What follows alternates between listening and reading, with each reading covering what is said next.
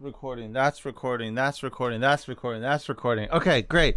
Tchen is the president and CEO of Time's Up, formerly of the Obama White House, and also a lawyer who's been advocating for inclusion her entire life. I'm so glad for her to join me on At Home with Hyla.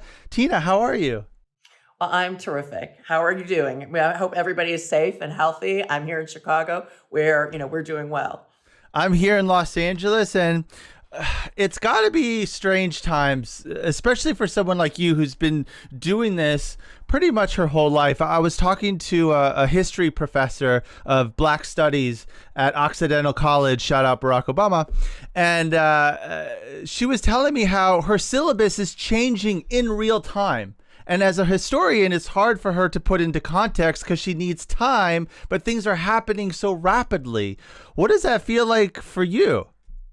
No, it's the same thing. I mean, in the one moment we were forging ahead with trying to, address sexual harassment in the workplace, create safe and fair and dignified work. Then all of a sudden we were in a pandemic, right? And we're working from home and we're sorting out what are the safety issues at home? Because it's not like sexual harassment goes away when you're all remote, right? Because it happens over Zoom. We've been hearing stories about things happening with text messages and emails and the way work gets distributed remotely. And then the economic crisis. As this has gone on, we've really seen how women in particular and women of color in particular have been not only affected by the health issues, right, the pandemic, by being on the front lines, but then also by the economic impact. And then we've seen this explosion in the last month on the streets of America, demanding racial justice at long last after multiple times. I'm someone who's lived through a lot of these moments, and yet this is a moment unlike any other. And we are adjusting again to sort of make sure that we are addressing, at the same time we're addressing the patriarchy, we have to address the systems that have allowed racism to continue because, they're all the same. It's all connected. And you're not going to solve one problem without solving the other problem as well. I mean, you touched on something amazing, the fact that despite all the visibility with organizations like Time's Up, with people like Harvey Weinstein going to jail, the fact that there are still people that are so bravado, they're doing these egregious acts should tell you just how systemic this problem really is. Well, here's the thing about sexual harassment and sexism. It extends back generations. I've said that gender discrimination is one of those things that transcends race, it transcends geography, it transcends religion, it transcends culture. It has existed for time, eternity almost, right? It's literally in the Bible. It's biblical in proportion. And that's what we're fighting against. Those are the cultural norms we're trying to change. So they are deeply, deeply ingrained. And just a couple of years since the Harvey Weinstein revelations isn't going to mean that we have really changed those social norms deeply. I mean, let's be serious. At the moment that Harvey Weinstein happened in 2017, sexual harassment had been outlawed in the United States for 3 decades, and we still had not made that much progress to the point where you saw what Harvey was able to do. You saw so many people in so many institutions get revealed as being sexual harassers for years. And it's still going on. It's still going on to this day. Yeah, so let's go back to that time period during Harvey Weinstein and kind of the genesis of Time's Up. Can you talk about that letter that was written by 300 people, kind of in the cover of darkness, not to be revealed, and how a movement turned into an organization that you guys are today? Yeah, no, I mean, so, what happened was really right when the Harvey Weinstein revelations came forward in the amazing press reporting, by Ronan Farrow and Megan Twohey and Jodi Kantor, there were women in Hollywood who just organically came together because they had never realized that they weren't alone. Up until that point, for years, they had suffered in silence, thinking they were the only one. They came together, started meeting, first in small groups. The groups kept growing. I happened to get involved just by being in Los Angeles by accident for a different reason. When one of those meetings were happening, got pulled in because I knew a lot of the folks who were doing the meetings, and they really, to their credit, wanted to extend beyond their pain. And how do we turn their pain into action? And how do they do it not just for women in their industry, realizing that they were women of privilege and had a platform, but how do they do it for women in multiple industries, low-wage women, women up and down the wage scale? And the first thing that we came up with, because you may remember, was women started to speak out and Me Too really took off, which Tarana Burke had started years before, but it really then went viral in those moments in late 2017. What started to happen was what I call the predator's playbook, right? I mean, the men who were accused started to do what they usually do, which is to drum up their lawyers and start threatening to sue the women who were speaking out on Facebook, including the women who were not famous, who didn't have the means to fight back, because that's how women got silenced for years. And that's when we decided what we really need is a legal defense fund. We need to get those women lawyers. So the idea for the Time's Up Legal Defense Fund was born.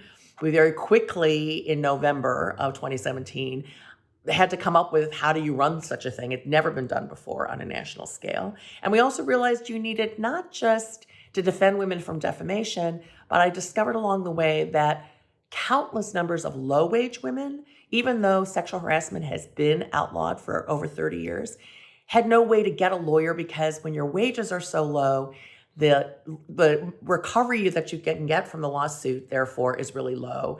And lawyers can't afford to take your case. So we needed, lawyers, again, for those women to even bring their claims, lawyers to protect women when they were speaking out. Thankfully, the National Women's Law Center, 40-year-old women's rights organization, agreed to take it and house the Time's Up Legal Defense Fund.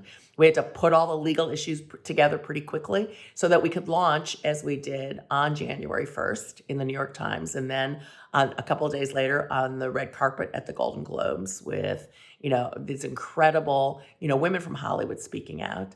And the other joining that I think happened that really caught everyone was women of Hollywood really authentically pairing up and being in partnership with domestic workers, with farm workers. And that the farm worker women get credit for, because along the way that fall, after the Harvey Weinstein revelations came out, these amazing farm worker women together, led by Monica Ramirez, America Ferrera, they published a letter before the letter from the New York Times, the women from Hollywood, was the letter from the farm worker women who said, "We see you.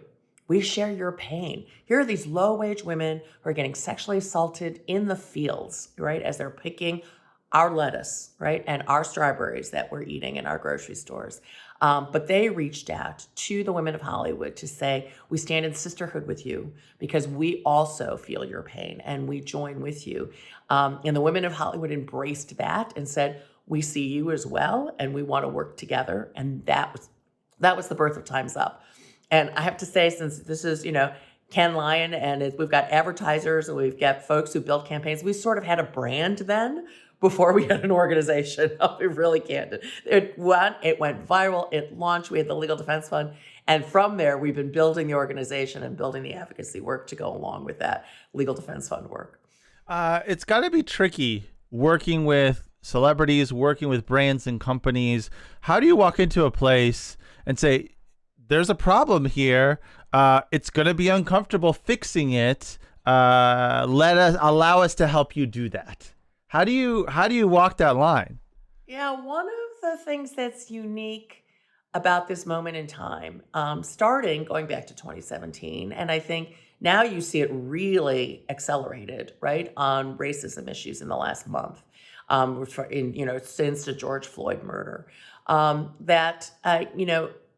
there isn't that, I got to tell you, you've got a problem you have to answer. Really what has happened is companies realizing you don't have to make the business case for equity and inclusion. People are already realizing they've got a problem. They know they need to fix it. The real problem is we don't really know what works. What we do know is the things we've been doing for the last couple of decades around employee resource groups, around mentoring, has been okay, but clearly not sufficient. When we're looking in 2020 and, we've creeped up a little, to 7.4% of the Fortune 500 CEOs being women, but we're in a moment where there are zero Black women CEOs of Fortune 500 companies in the United States.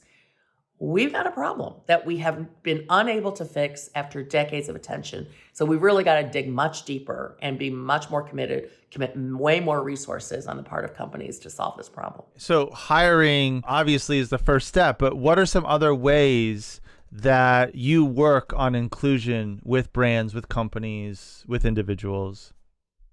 Well, one of the things, we did, just recently, in response to first COVID, and then we've got we will have a new edition coming out also addressing the issues of anti-racism, is we put up about, a month ago, the Time's Up Guide to Equity and Inclusion During Crisis.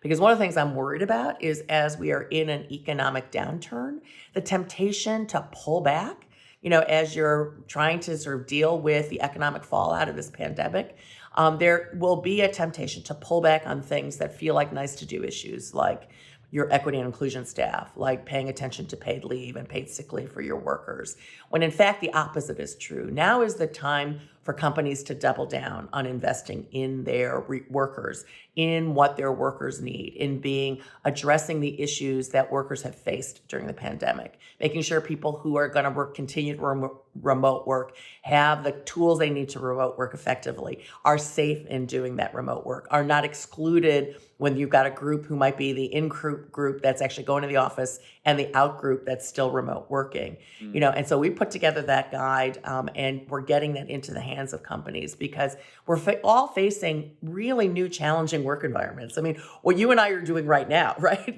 We are facing new ways of trying to do our work, and yet things that you think might be neutral. So one example, let's say you were a company that was actually trying to do really good work on diversity and inclusion before the pandemic. That means you may have brought a lot of people in. They might have been the junior folks on your staff. Now you're hit with the pandemic. You've got to furlough people. You decide, all right, we'll pick a neutral criteria like tenure, right? Which sounds seniority, fair, right? right? The longer you've been with the company, the more protected you are because you've invested in the company. That makes sense. But if most of your junior staff or your diverse staff, if you take that neutral criteria, all of a sudden you will undo all the diversity and inclusion efforts that you made before. Now, that doesn't mean you have to actually rejigger that. It means you got to think about what the effects are. You have to involve diverse people in making those decisions because your leadership team is probably not diverse. So bring in other folks to give you a different perspective. Make sure your staff are, involved and informed. Have two-way conversations with your staff so you understand the challenges that they're facing, and come up with other ways of meeting your fiscal needs, but also meeting, the needs of your workers. And here's the thing, there's the secret. Companies that do that will be more resilient. They will bounce back faster. They're going to be able to keep staff who already know their company, who are invested in their company, who are more productive when they're there at work, who are, going to be more productive with your customers.